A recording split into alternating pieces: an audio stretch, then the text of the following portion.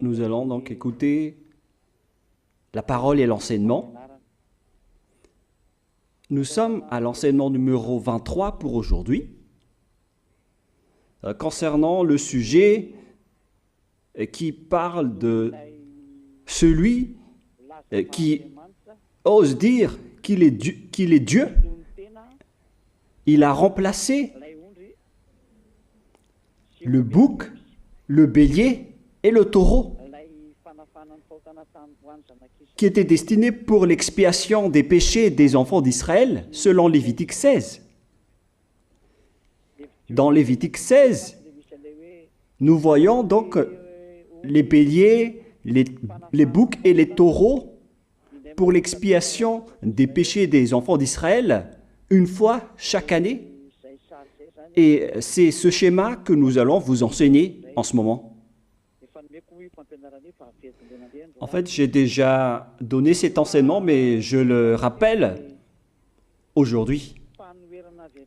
Cette situation contredit directement la parole du Père Yahva, le Dieu d'Abraham, selon Deutéronome 4.2. Ne rajoutez rien et ne retranchez rien aux paroles. C'est dans Deutéronome 4.2 et aussi dans Deutéronome chapitre 13, à partir du verset 1, ou Deutéronome 12, 32. Nous allons donc lire maintenant Deutéronome 12, 32, car nous avons déjà vu autrefois le Deutéronome 4.2. Donc dans Deutéronome 12, 32, vous observerez et vous mettrez en pratique toutes les choses que je vous ordonne. Vous n'y ajouterez rien et vous n'en retrancherez rien. Voilà donc dans le Deutéronome 12, 32. Et dans Deutéronome 4.2, je vais répéter, Deutéronome 4.2, vous n'ajouterez rien à ce que je vous prescris et vous n'en retrancherez rien, mais vous observerez les commandements de Yahva, votre Dieu, tels que je vous les prescris. Cette parole précise bien alors que il ne faut pas rajouter ni retrancher les paroles que je vous ai données. De quelles paroles parle-t-on? Nous allons lire Lévitique chapitre 16 pour voir quelles sont les lois d'expiation des péchés pour les enfants d'Israël. Les voilà. C'est dans Lévitique chapitre 16, verset 3 d'abord, pour commencer. Voilà donc ce qu'on ne doit pas changer, alors que nous avons tous su, nous avons tous vu qu'ils les ont remplacés par Jésus ou Jesus. Ce n'est pas une diffamation, nous le voyons tous. Alors que chacun réfléchisse. Lévitique chapitre 16, verset 3. Voici de quelle manière Aaron entrera dans le sanctuaire. Il prendra un jeune taureau pour le sacrifice d'expiation et un bélier pour l'holocauste. Voilà, nous le voyons tous clairement, cette parole. Il existe donc le fait d'apporter un jeune taureau pour le sacrifice d'expiation, ainsi qu'un bélier pour l'holocauste. Verset 5. Il recevra de l'assemblée des enfants d'Israël 2 boucs pour le sacrifice d'expiation et un bélier pour l'holocauste. C'est-à-dire, en même temps, il y a un sacrifice de taureau, de bélier et de bouc. Lévitique chapitre 16, toujours, mais dans le verset 34. Ce sera pour vous une loi perpétuelle. Voilà. Il se fera une fois chaque année l'expiation pour les enfants d'Israël à cause de leurs péchés. Nous sommes déjà au verset 34 pour information. Verset 34. Voilà. Ce sera pour vous une loi perpétuelle. Quelle est cette loi perpétuelle?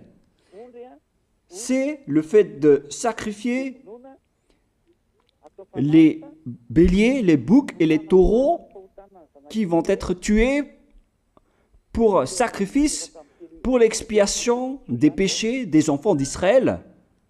Selon le verset 34, ce sera pour vous une loi perpétuelle. Il se fera une fois chaque année l'expiation pour les enfants d'Israël à cause de leurs péchés. Il y a une partie de votre texte qui est cachée en bas. À cause de leurs péchés. Voilà. Ici, donc, c'est bien clair que l'expiation du péché qui se fait une fois chaque année pour les enfants d'Israël, qu'on ne peut ni ajouter ni retrancher, ce sont les sacrifices des béliers, de taureaux et de boucs. On ne peut pas changer cela. On ne peut pas les remplacer en Jésus ou en Jesus. C'est une loi perpétuelle. Donc, si vous observez les 10 commandements, vous devez apporter des sacrifices de taureaux, de béliers et de boucs si vous voulez être expié de vos péchés. Voilà le schéma. Alors que, en réalité, la situation pour les religieux étranges, on ne voit pas ce qu'il veut en venir, mais ils ont osé intégrer Jésus ou Jesus pour remplacer le bélier, le taureau ou le bouc. Et ce sont eux-mêmes qui le confirment jusqu'à aujourd'hui. Nous voyons tous donc ici que Jésus ou Jesus n'est qu'un imposteur, un hors-la-loi. Et les hors-la-loi sont des envoyés du diable. Le diable, il a commis le péché depuis le commencement. Ce sont des transgresseurs de la loi. Donc c'est prouvé ici que Jésus est un hors-la-loi. Nous allons lire la parole, poursuivre, dans 1 Jean, chapitre 3. 1 Jean, chapitre 3, à partir du verset 4. Quiconque pêche transgresse la loi, et le péché est la transgression de la loi. Voilà, c'est bien clair que c'est le péché qui est la transgression de la loi. Un pécheur, donc, c'est un transgresseur de la loi. Et un hors-la-loi, c'est un pécheur. C'est clair alors que Jésus ou Jesus, c'est un hors-la-loi, c'est un transgresseur de la loi. Nous avons tous vu ensemble qu'il a pris la place du bélier et il a siégé, il s'est installé dans ce système. C'est pourquoi toutes les églises observent les 10 commandements et ils servent Jésus ou Jesus. Voici l'enseignement. Alors, regardez bien à travers ce texte et cette écriture que je vous donne en ce moment. Et soyez conscients, ça suffit maintenant d'écouter ces faux dieux, c'est déjà trop. Tant pis pour vous si vous allez encore les écouter. Soyez conscients que ce schéma n'est plus correct. Beaucoup de gens me diffament à cause de ce que je fais en ce moment. Ils ne supportent pas la vérité. Mais ça dépend de chacun de vous. Et moi, je vous avertis, pour vous qui vont être baptisés et qui veulent être baptisés, mais qui entendent les diffamations et les critiques des autres, ne croyez pas en cela. Ce ne sont pas du tout vrai. La parole de Élia est directe. Ce ne sont que des mensonges. L'ôtement du péché, ce sont des personnes qui sont non-pécheurs qui peuvent le faire. Ce n'est pas logique de dire que les fidèles sont ôtés des péchés et le leader est un pécheur. Ce n'est pas du tout écrit dans la Sainte Écriture. Ce qui est écrit dans la Bible, c'est que le bon arbre donne de bons fruits et le mauvais arbre de mauvais fruits. Et le bon arbre ne donne jamais de mauvais fruits et le mauvais arbre ne donne jamais de bons fruits. Ce sont les bons arbres qui donnent des bons fruits et les mauvais arbres qui donnent des mauvais fruits. Et donc, si l'ambassadeur de Yahushua, Zedia Elia, a produit des personnes qui ne pêchent plus, alors il est bon, il est une bonne personne. Il n'a jamais fait aucun mal, même pas le moindre mal. Voilà donc la leçon pour vous, car dans le cadre de ce baptême qui va arriver, il y a beaucoup de diffamation et de critiques. Donc je vous conseille de ne pas écouter cela, car ce n'est pas du tout la vérité. Ils font ça juste pour diffamer et blâmer la bonté de Yahushua, alors ne les suivez pas. Donc là, on voit bien que ce n'est pas de la diffamation. Nous avons tous vu ensemble. Je vous ai donné la parole. On a tous écouté et vu ensemble. On a jugé ensemble.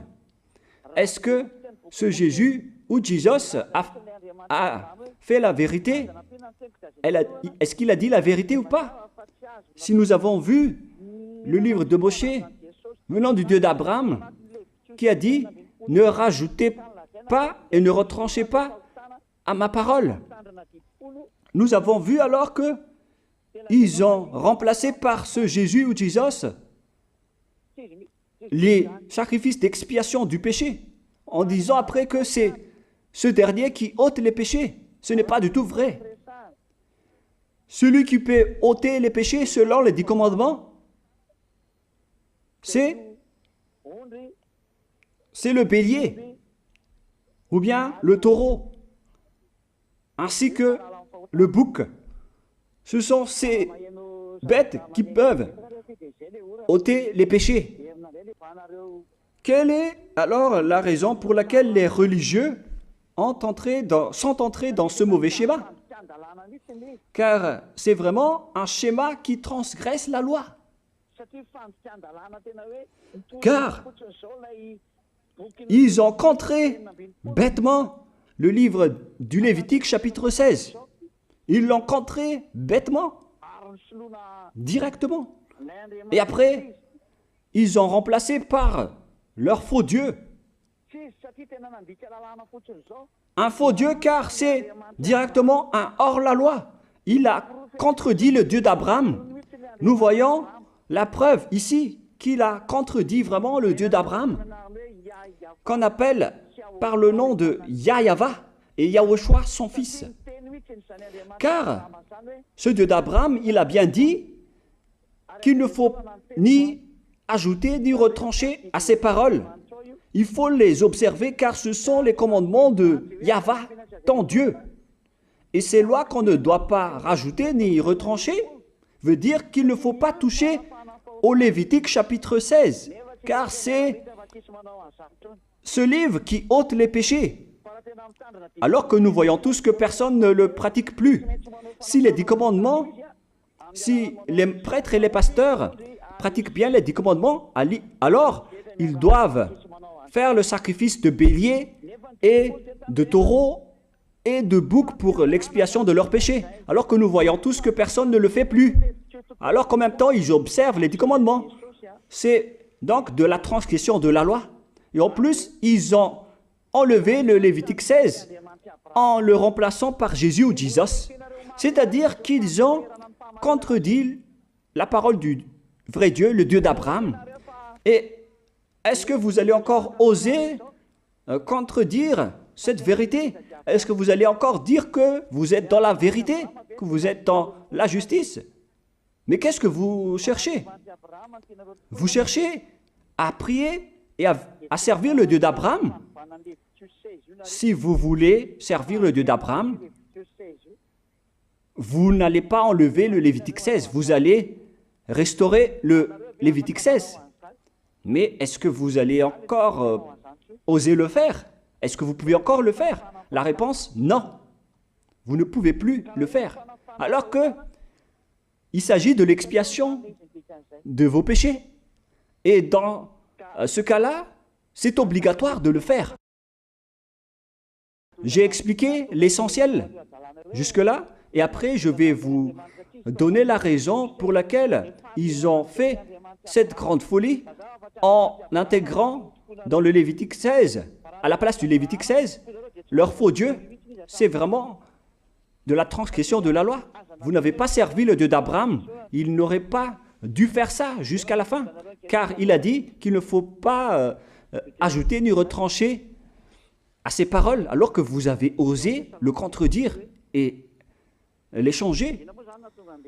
Nous allons donc voir maintenant dans Psaume chapitre 40, quelle est la raison pour laquelle les prêtres et les religieux ont arrêté le Lévitique 16 en le remplaçant par Jésus ou Jesus pour remplacer les boucs, le bélier et les taureaux. Et je vais vous expliquer la raison. Et eux, ils ne peuvent pas le nier car ils l'ont fait. Et si, par exemple, ils ne connaissent pas, alors il ne faut plus faire du n'importe quoi. Il faut que vous soyez enseigné par Élia, si vous voulez encore sauver votre esprit. Mais si vous ne voulez pas, alors tant pis pour vous et assumez les conséquences. Psaume chapitre 40, versets 6 à 8. Psaume 40, versets 6 à 8. Voilà donc le dégât qu'ils ont subi. Tu ne désires ni sacrifice ni offrande. Tu m'as ouvert les oreilles. Là, ils ont bien entendu et écouté que Dieu ne désire plus leur sacrifice et tout ce qui concerne ce sujet. Tu ne demandes ni holocauste, ni victime expiatoire. Ici donc, on est arrivé au stade où on n'a plus besoin des sacrifices. D'après ce schéma, alors, le Lévitique 16 a été supprimé. Et logiquement, puisque c'est une alliance qui a été détruite, alors on ne peut plus y entrer, car on ne peut pas ajouter ni retrancher aux paroles. Et donc, si on ne peut pas y entrer d'après la parole qui dit qu'on ne peut pas rajouter ni retrancher, si le Dieu d'Abraham a interdit le sacerdoce, alors logiquement, vous ne devez plus y entrer. Sinon, vous allez vous autoproclamer en tant que pécheur à jamais, alors que les pécheurs et les malfaiteurs n'iront jamais au ciel des cieux. C'est clair alors que c'est devenu un sens interdit, les 10 commandements et les lois de Moïse d'après ce schéma, car c'est la relation avec le Père Yahva qui a été détruite, qui a été supprimée, car il n'y a plus d'expiation de péché pour vous. Alors vous êtes fous si vous allez encore entrer dans ce schéma. C'est pourquoi on a besoin d'une nouvelle alliance, car l'alliance des 10 commandements et les lois de Moïse ne sont plus correctes. C'est devenu supprimé, car on ne peut plus faire le sacerdoce, mais les religieux ainsi que les faux dieux, ils ne se sont pas... ils ont facilité les choses en intégrant leur faux dieu à la place du bélier, du bouc et du taureau. Et voilà, c'est bien clair. Et d'après eux-mêmes, ils ont dit que l'intégration de Jésus ou de Jesus, c'est d'après ce livre des psaumes. Vous voyez que ici, je n'ai pas dit du n'importe quoi, c'est la vérité que j'ai dit. Je n'ai pas incriminé qui que ce soit. C'est vraiment la réalité et la vérité. Alors, ici, on prouve bien que ça a été supprimé, ce n'est plus autorisé. Et c'est encore confirmé dans Ésaïe 66.3 que celui qui fait des sacrifices, c'est comme celui qui fait de l'idolâtrie. Celui qui immole un bœuf est comme celui qui tuerait un homme. Celui qui sacrifie un agneau est comme celui qui romperait la nuque à un chien. C'est vraiment toute une histoire si vous allez faire cela. Celui qui présente une offrande est comme celui qui répandrait le sang d'un porc. Alors qu'à l'époque des 10 commandements, c'était carrément interdit. celui qui brûle de l'encens est comme celui qui adorait des idoles. Ici donc, toutes les sortes de sacrifices ont été bloqués. C'est devenu interdit. C'est pourquoi le faux Dieu est entré dans Lévitique chapitre 16. Alors qu'ils n'ont pas du tout vu de leurs yeux qu'on ne peut pas ajouter ni retrancher aux paroles. Ils n'ont jamais vu et connu ces paroles. Il a fallu attendre l'arrivée de Élia pour vous montrer toute la vérité, pour vous montrer toutes les vraies paroles. Alors, il faut suivre Élia. Suivez Élia. Et c'est ce terme qui dit de suivre Élia que les gens ne supportent pas du tout. Mais qu'est-ce que je vais dire d'autre? Je vais vous dire de suivre qui? Alors que vous êtes tous pécheurs. Est-ce que vous allez suivre les pécheurs pour aller en enfer? Vaut mieux suivre Élia, car ceux qui l'ont suivi ne pêchent plus. C'est quoi le problème? Si c'est de la jalousie, alors vous n'êtes pas du tout sage. Mais si vous êtes sage, vous devrez être content en m'écoutant.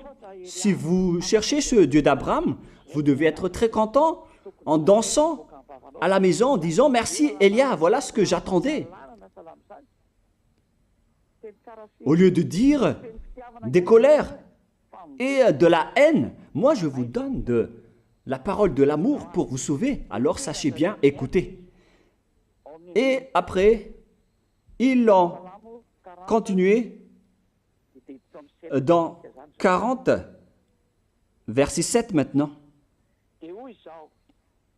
Alors je dis, voici je viens avec le rouleau du livre écrit pour moi.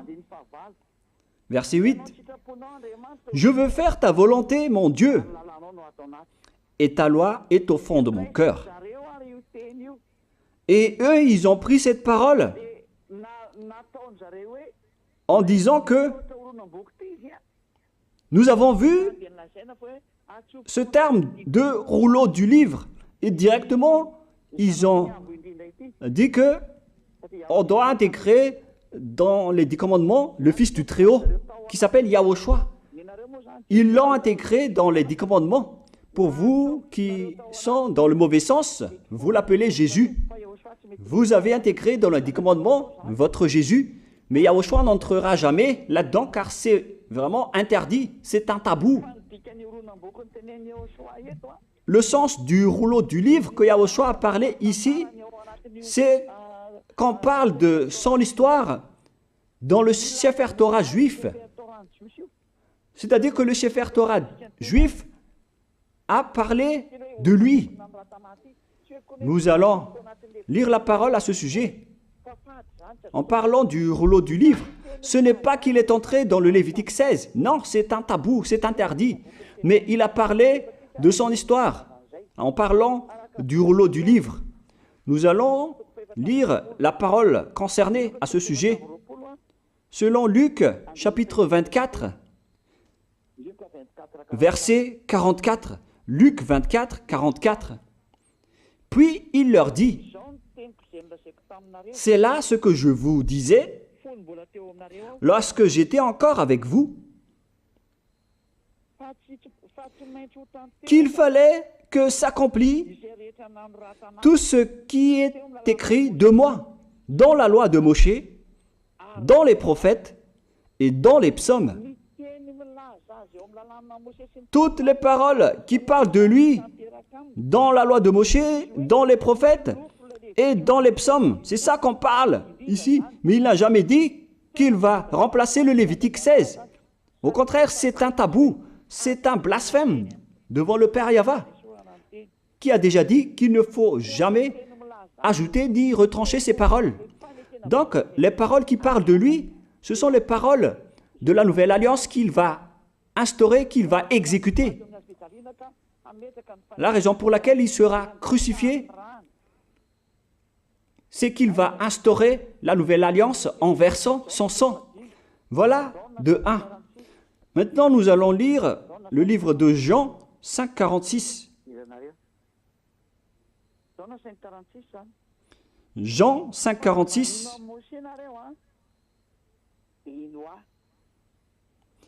Alors, car si vous croyez en Moshe, vous me croiriez aussi, parce qu'il a écrit de moi. Il a écrit à propos de Yahushua.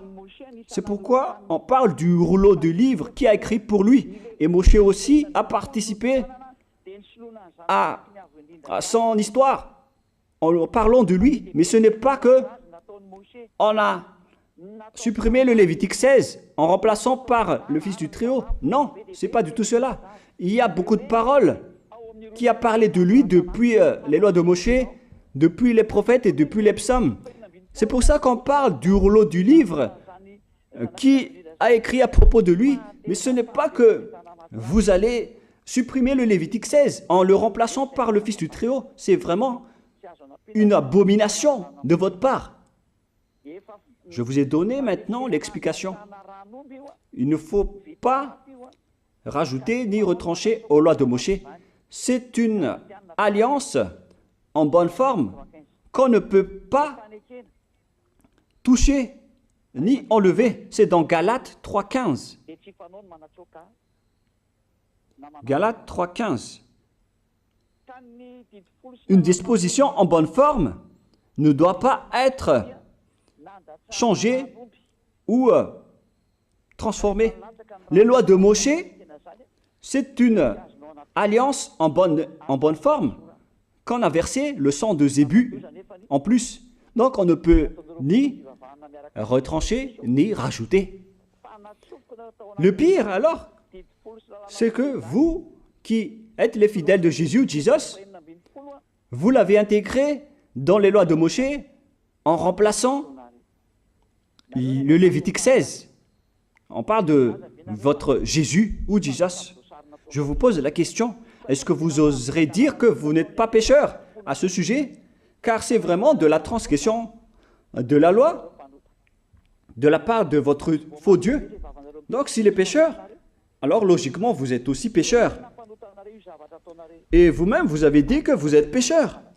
Voilà ce que vous avez fait. Et vous n'allez jamais être épargné. C'est pourquoi je vous appelle tous maintenant. Soyez baptisés et sauvez votre chemin, c'est-à-dire votre esprit.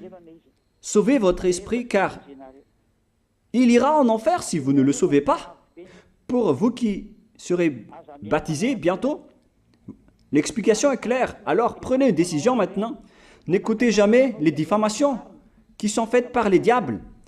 Ce sont eux qui vous empêchent d'aller vers la vérité. Ne soyez plus des poubelles dans votre conscience. N'acceptez plus cela. Il faut écouter l'envoyé du ciel des cieux, c'est-à-dire moi. Voilà l'explication. Vous avez fait du n'importe quoi avec votre faux Dieu. C'est votre faux Dieu qui a péché au commencement. Et logiquement, donc, vous avez tous aussi transgressé la loi avec lui. Et maintenant, vous êtes tous dans le péché. Et vous vous abritez dans la parole qui dit Dieu n'est pas venu pour appeler les justes, mais les pécheurs, pour se repentir.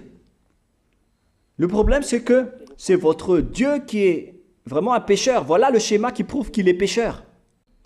Donc, je vous souhaite à tous d'être bénis par Yahushua. Prions ensemble. Merci infiniment, Père Yahva, pour cette parole. Une parole qui conscientise les gens pour se retourner vers toi et pour faire rester fermes tous les enfants du Très-Haut, les personnes que tu as déjà choisies, pour qu'ils restent bien fermes dans le service, et pour ceux qui sont encore à l'extérieur, qu'ils courent vers Elia, car Elia et toi, Yahushua, vous êtes uniques. Merci infiniment, Père Yahva. Merci infiniment, Yahushua. Sauve les gens pour qu'ils soient intégrés au ciel des cieux, pour que les gens écoutent la parole, Père Yahva, Yahushua, toutes les paroles que j'ai montrées. Confirme toutes mes paroles, Yahushua et Père Yahva, pour la gloire de vos noms si saints. Merci pour ta bonté et pour ta grâce. Au nom de toi, Yahushua, je fais toutes ces prières. Alléluia, Amen. Donc, je vous souhaite à tous d'être bénis par Yahushua et à demain. Au revoir.